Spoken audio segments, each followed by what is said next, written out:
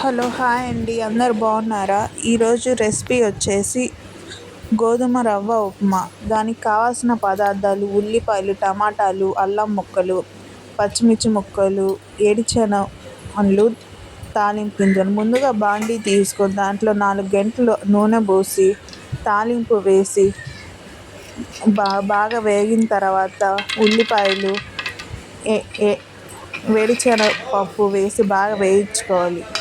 అవి వేగిన తర్వాత టమాటా, పచ్చిమిరపకాయ, అల్లం ముక్కలు వేసి వేగనివ్వాలి.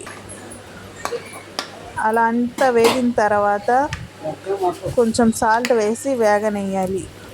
వేగిన తర్వాత తగినన్ని నీళ్ళు పోసుకొని బాగా మరగనివ్వాలి.